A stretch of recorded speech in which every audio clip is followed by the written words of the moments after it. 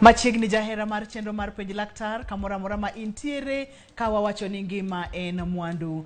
Piny owacho kokalo kuom migawo mar weche mag thieth nyocha nolando cases manyalo romo 61 mar tuo mar nyaldiema ma bende noyude counties mopogore opogore, counties manyalo romo 2. Ma en ote manoland kod Dr. Moth ka bende nowacho ni kotenore kod chandruogni onyalo medore kaluwore kod oro masani ng'eny pachoka. Ok wang'eyo ni sani entiere counties 6 go to kiny obochopo iri kata obochopo e dhodi. Tuo mar nyaldiema kata tuo mar kolera en tuo manyalo dwanyo ng'ato ei dakika matin. Emomiyo kaka penj laktar wantiere ga kod paro kaachiel kod rieko makende mar geng'o kapok ochopo kama koro wadwani mondo mi wathiedhi. Emomiyo ne warwako daktari e studio ka awagoe mbaka kotenore kod tuo mar nyaldiema kata kolera ma bende oselandore kata osekere e counties 6 ka Dr. Moth wacho kata ni onyalo medore nikech oro sani ng'eny mokalo pacho ka. Daktari machiegni amor mar bedo kodi e studio odiechieng' ma kawuono. Kaka watimega odiechieng' kodiechieng' ibonyiso ni nyingi nga in nyakanye in laktar molonye weche mage kaito wadonje twak achiel kachiel ma bende en mar nyaldiema kolera kaka sewacheno. Erokamano Ruth, kendo arwako nyikwa Ramogi duto e odiechieng' ma kawuono e twak ma kawuono. An gi nyinga iluonga ni Dr. Judith Odenyo Alwala. Anyalego Kaugagi to an chi Homa Bay. To alony e weche mege thieth sana tuoche mikelo gi midhusi e del kaka tuo mar nyaldiema en achiel kuomgi, kendo momiyo abiro e studio kae mondo watwag mondo wapuonj oganda. Erokamano. Erokamano nya Dr. Judy amorga mar bedo kodi e chenro mar penj laktar. Mana kaka nachako kawacho ni migawo mar thieth ogolo ote kendo ne giwacho ni ji manyalo romo 61 oseyudo chandruok mar tuo mar nyaldiema e counties 6. Gini nyalo medore nikech oro sani nitiere pacho ka. Kapok wadhi mathoth ahinya kata kapok apenjo ni ji 61 gi ang'ano timore, wamul mana matin nono ni nyaldiema kata kolera en tuo ma ang'o makele kata en tuo machalo nade?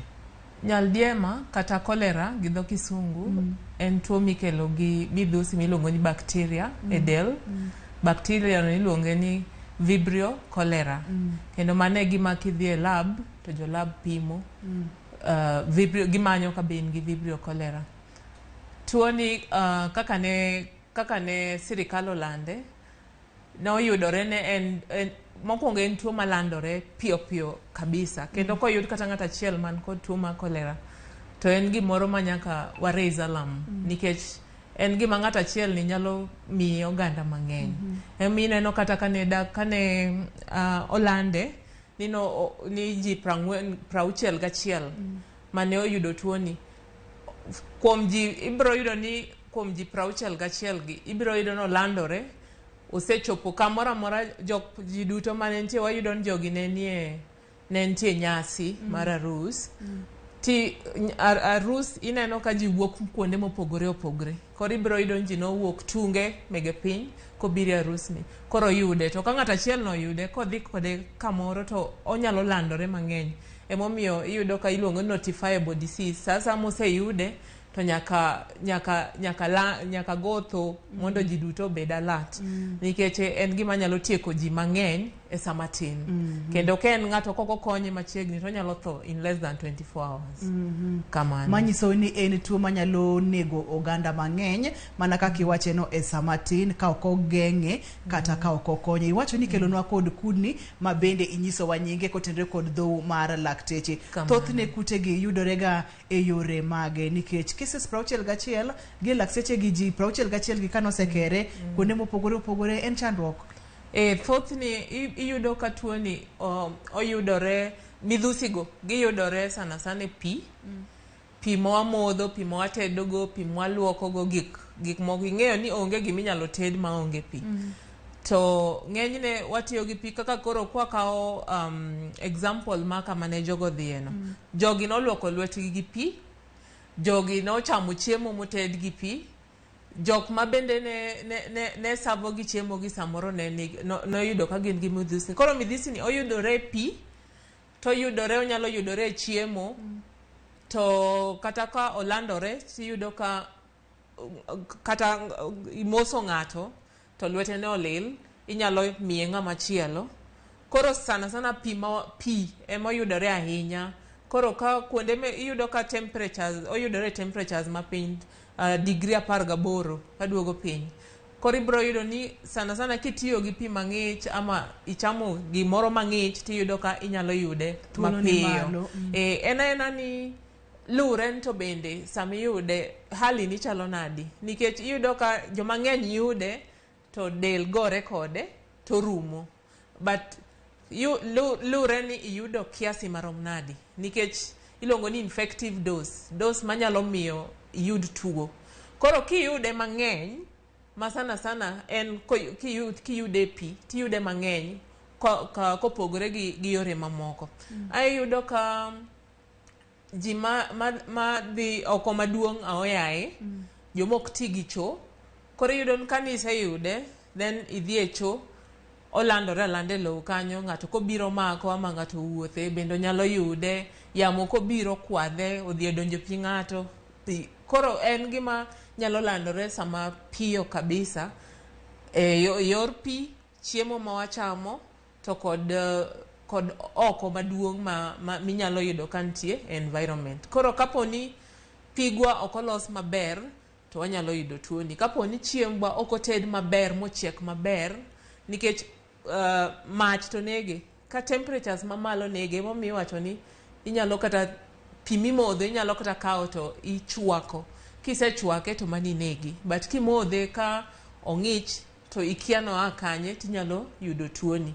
To mondo iyud tuo ma koro ichako kata neno ranyisi en ni iyudo dose mamalo. To ken dose matin tibiro yudo ka dendi gore kode, ma seche moko ok wabi ng'eyo kata ni tuo. Kata nuono kinyal fwenyo ni samoro yudo tuoni. Gi lakseche gi daktari piny chal nade machane en cases 61 e counties 6 sani wantiere kanye kotenore kod tuo mar nyaldiema kata kolera. Tuo mar nyaldiema anyalo nyisi ni en tuo mwadak go, nikech waduto watiyo gi pige, mier kucha ji dhi aora, jomoko pod onge cho. Koro en tuo mwadak go. Koro en mana ni nyaka wang'i yore mwanyalo geng'o go tuoni mondo kik onjawwa. Nikech kaka wacho ni luren to iyudo dose marom nadi mar kolera mar kute gi mondo ichak neno ranyisi mar ng'at matuo. Koro iyudo ka e piny mangima wayudo ni ji maloyo 4 million yudo kolera e higa ka higa. Tiyudo ka kuom jok ma yudo kolera gi iyudo ka moko tho. Iyudo ka gimoro 140 kama iyudo ka tho higa ka higa nikech kolera. To gimomiyo wacho ni wadak kode en ni waduto wang'eyo ni ok warom, kendo kata mana pinje ok rom, kata mana e Kenya kae counties ok rom. Koro ibo yudo ka counties man gi shida mar pi, gimiluongo ni sanitation, kapo ni gin gi shida mar pi, ineno kata mana Nairobi kae e slums gin gi shida mar pi, iyudo ka minyaga owit kuonde pi ok ler ahinya. Koro iyudo ka en tuo mwadak go, to kapo ni ng'enyne dendwa gore kode, but ineno kiyude mang'eny ok oteri osiptal mapiyo to koro onyalo kata mana negi. Kamano. Mana kaka ileronwa ni en tuo ma wantiere godo, ema ni koro nomuoch kendo koro nyaka go thothoriyo, tiende ni nyaka go koko, nikech en tuo manyalo ywayo oganda e dakika matin. Aneno ka itang'onwa picha, kwa ng'eyo ni e picha mar kudni ni makelonwa tuo mar nyaldiema koso mar ranyisi mar picha man kae ni mae gima koro wang'iyo ka e lab. Koyud ni in gi tuo mar nyaldiema tikawo okono tidhi pime e lab. Koro kopime e lab, kong'iye to chalo gima koro ineno kae ni. Mae gima ging'iyo, koro ginyalo kwano mondo ging'e ni to in gadi, nikech kin gi mang'eny time iyudo ka koro idiewo mang'eny kendo nyalo negi.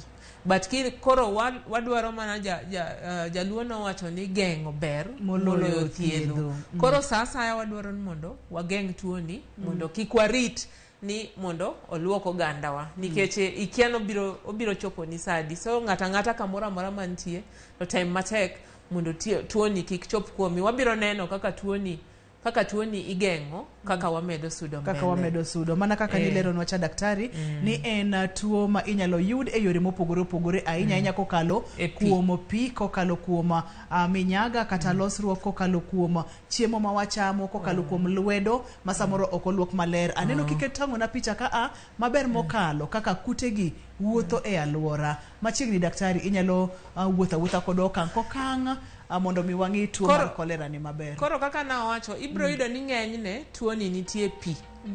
Ng'enyne ene pi. Koro ibiro yudo ka oseyude pi to ng'ato modho pigno to pigno samoro ok ler. Koro ka pigno ok ler tidhi yudo kigamo kudni mege kolera go.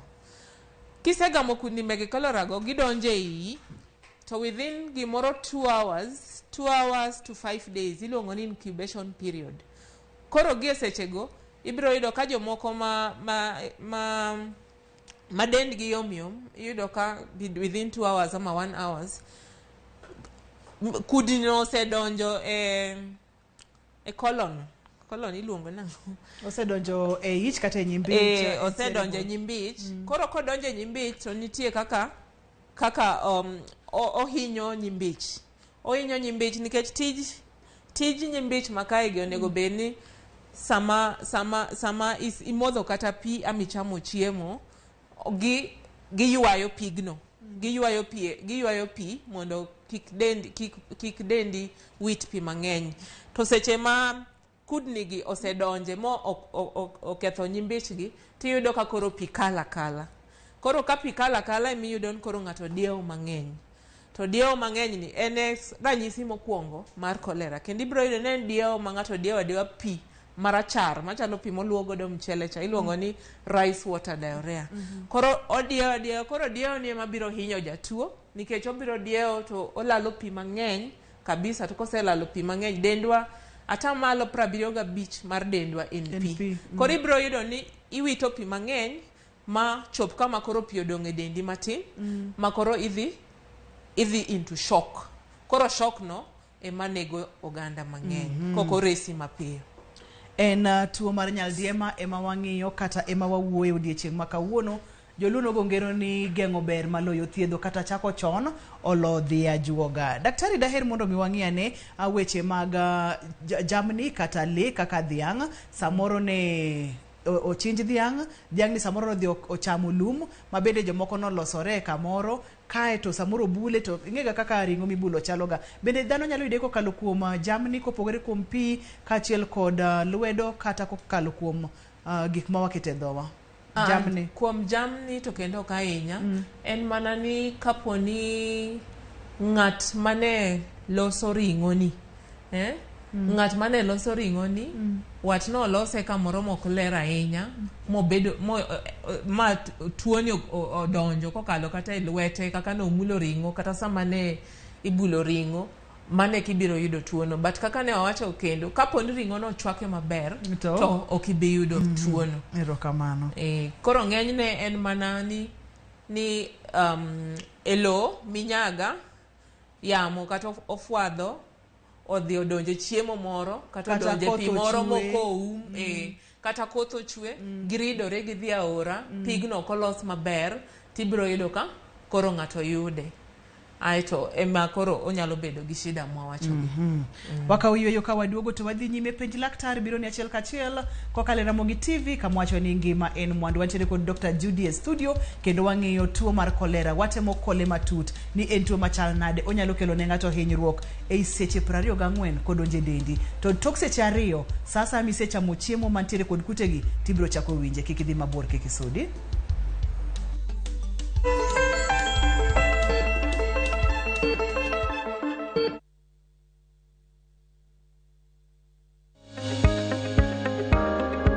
Luoko lwedo maber ok duok chien landruok mar midhusi mar korona kende, onyalo geng'o landruok mar tuoche mamoko kaka homa kod ahonda.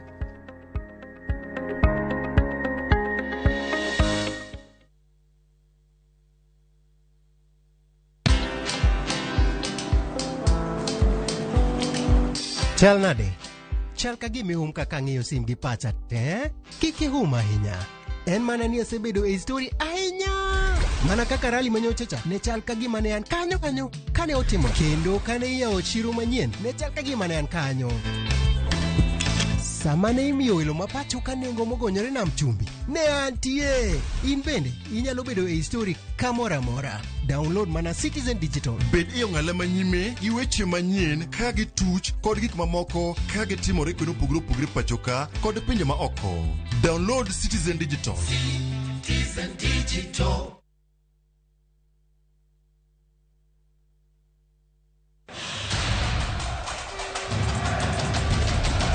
The World Cup fever is here with us. Nani atabeba kikombe?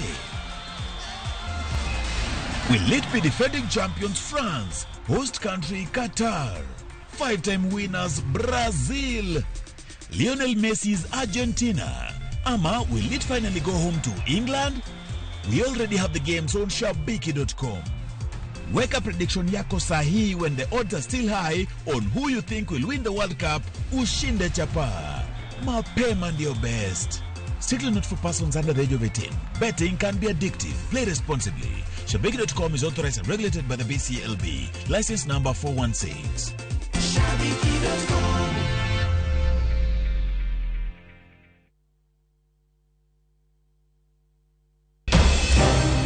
Weche ng'eny sa matin. Nyakwa Ramogi. Kaka jokanyana, ere kaka wadego orege jogi e yor loso mwandu. Wawinji maler, pinja ne pinjo main godo no. Ng'ato kik iluong ni mwashemewa kapok otimo gimoro ma eshimika. Tini jopiny. Wang mbui kae ni wacho ni budget idhi somo ok nyal konyo uchumi masani. Koyot mbele kae. Gimi thuolo ne weche mag thieth. Jowa ok thor lao ohala chik. To sane makuru chopo kama ginyalo wache gik machando chunygi. Buch jopiny. Tudri gi jalendo Trevor Mbija, Sadek Otieno, mana e Ramogi TV. Kik bai. Collect fare kwa boda au matatu ukitumia ViewPay cashless na uqualify for bima ya 100,000 shillings pamoja na medical cover ya 20k na permanent disability cover ya 100k kwa 5 bob pekee. Dial *236# today to start using ViewPay cashless.